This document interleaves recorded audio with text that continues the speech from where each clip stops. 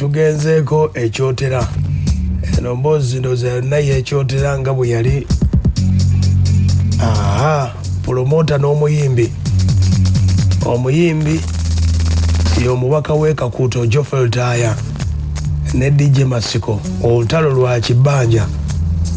olunaku lwabadde lwajja akawungeezi ng'amaloboozi gatandika okuyitingana ku mitimbagano gyonna nga DJ Masiko alabula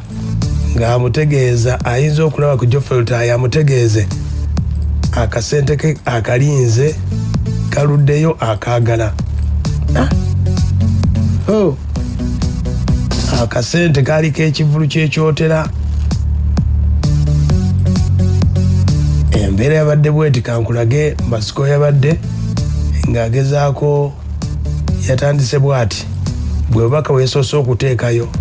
ng'omubaka tannalabikako bannabyabufuzi kwebali lwakuba bannabyabufuzi abamu tebali siriyasi balayinziramu okubategeeza abaliraanye omusajja gwe bayita Geoffrey Lutaaya Honorable bajjayo omugamba aleete ssente zange mumugambe aleete ssente zange nkooye nina audio ze wano nga nsuubiza nga bagenda okumpa ssente zange na buli kati tuli mu mwaka mulamba kyenkana mwaka mulamba era tampanga ssente zange ezo naye engeri gyengenda okuzimubanjamu abamuliraanye mu mugamba omusajja Masiko ali ku mukutu Honorable Lutaaya omusajja muwe ssente ze nkooye okumwegayirira tewali nsonga lwaki mwegayirira nga nakwata ssente zange nenzimuwa ate nazinyaga natazikolera na byazimusasuza mbikooye ebyo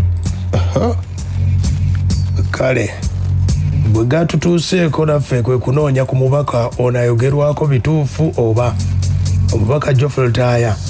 bwe yawulidde nti eyeekyasa yemunoonyezaako yagambye atya yatandise bw'ati okulutuviira wa omwami oyo omwami Masiko oyo yali yampangisa kukola ekyotera waliyo sho yali yampangisiza naye nga nze simanyi nti sheyo gyantwalako yali ateevuganya ne sho y'omuntu omulala eyamusooka eya Moses kati ye bwe yambuulira nandaga ati agenda kukolera walala tagenda kukolera mu kifo kiri mwe tukolera bulijjo kumbe mu kifo kiri mulimu sho gy'amanyi eya Moses ne tukola obulango ne tubatimba posa byonna n'abikola sho bwe yatuuka security y'ekyotera n'emuyimiriza sho yaffe n'egiyimiriza nga bagamba nti yakoleddwa mu mutima mubi kulwanyisa yooli eya Moses era Moses naye yankubira nangamba nti ate sheeno ku sho yange mutaddeko sho ne mugamba mwami Masiko oyo saategeera nti waliyo sho kuba ne Moses yali tannalanga naye ate ono alina radio kwalangira n'agamba Moses nti olaba alanze ebbali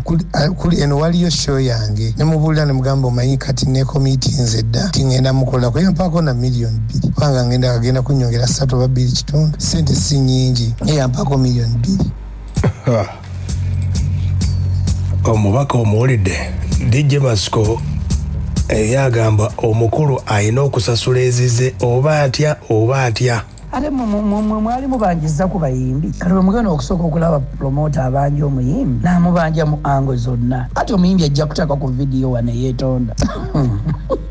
kale ssebu kamulabe ate nze engeri gye ngenda okubanjamu ezange siiraamu kisho gye njagala muze siina na kivulu kye njagala siina kye njagala sina kivulu kyonna kye njagala nga Lutaaya agenda kiyimbako era tekiribaawo ne bwe mupiranga essimu nga mubokize takkirizanga kwesirika olabe temumenyeka muba yabanyaga oba byali bitya wendi ajja zisasula ezange abategesi nga bamutya omubaka Masiko weesiga ki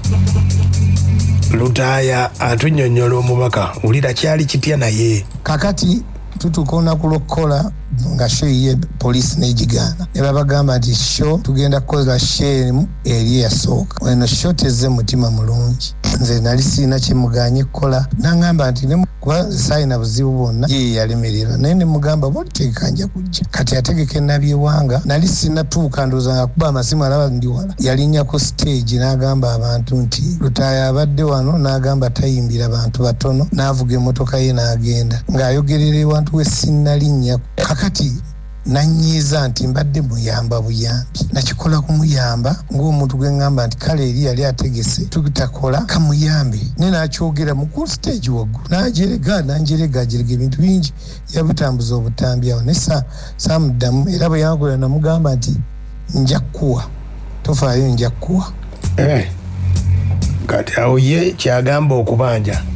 omubaka Geoffrey Lutaaya agamba nti naye ayagala kusomesa DJ Masiko mwayagala musomesa naye nga bw'aba asuubira ssente tagenda zifunako. Omubaka Geoffrey Lutaya bwantegeezezza bw'ati agambye bw'abaza alinze $2,000,000 ulira omubaka bw'agambye nga naye sigenda mmwe nga njamubonereza kumulaga nti omuntu bw'aba akuyambye tumanya nti omuntu akuyambye mulekere naye ekitiibwa kye buli lwankubirako nze lindako mumanda obaolwoku buli lwaddamu tofaayo nja naye mwengenza omulaba nga agenze wala naye bwana nga bwafunye option eya kooti nja kujaniriza naye kiri kimu nti bwampangula tansonyiwa naye nange bwe naamuwangula sigenda kumusonyiwa kuba mmanyi nti tabanja muyamba buyambi ne bwe ndaamuwamu sigenda kumusonyiwa ekiŋŋaano zimuwa ezo miliyoni saagala kulaga abantu nti kuba tugenda mu kalulu batekinga advantage eyo ey'okuba nti omuntu akola ekintu kyonna abeeko kyakufunamu bakukozesa ekyo kyayagala olw'okuba kalulu nedda akalulu wekali naye kavaawo nze nsigalawo saagala kunkozesa lwa kalulu nti kajja ompanikinga bwe naaleko ono n'akikola n'omuntu omulala yenna ajja kgenda abyo bikola kamulemereko akole kyayagala nja kumufuna ate $2,000,000 zezimbuza omuwa kati zayagala. DJ Masco agambye ye ebibye si bya kooti ulira Sena agambako nti ntwala Lutaya mu kooti sina kooti gye mutwalamu yadde teriyo naye nkugambye tuula weetegereze Lutaya ajja kuleeta ku ssente ezi sirika tuula otunule bintu bingi byenze mbagamba wano nabagambako wano nti eyotera abasajja ne banaleeta ennyonyi kivulo tekiriiwo mwe mwakirabayo kati tuula weetegereze Lutaya ajja kuleeta ssente nja kujja wano ku mukutu nga mwebaza kale bwe kiri bwe kityo. Zebo Salongo omukulu omubaka agambye yali akusomesa kati n'agambye naye agenda kusomesa abayimbi bagenda kuyigira ku mubaka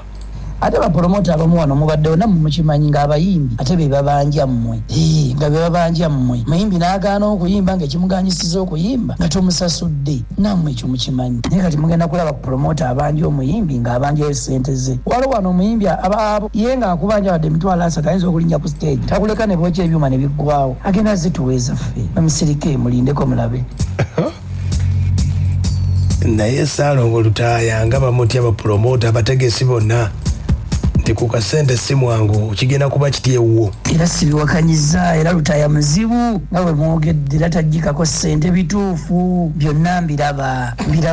naye simu ze yakankubira mu wiiki ewedde simu ze yadde akubanga alaga ssente azireeta era ayinza okuba talina promota gwe yali azikubidde naye ze azinkubidde eziwera ne odiyo ze eziyina wano azikubye eziwera naye amapayasi yennyini bweru gyali asindise ku mesegi wano eziwera naye balabika baagala ate kwefuula bagezi fe tugenda kubanja mu ango zonna.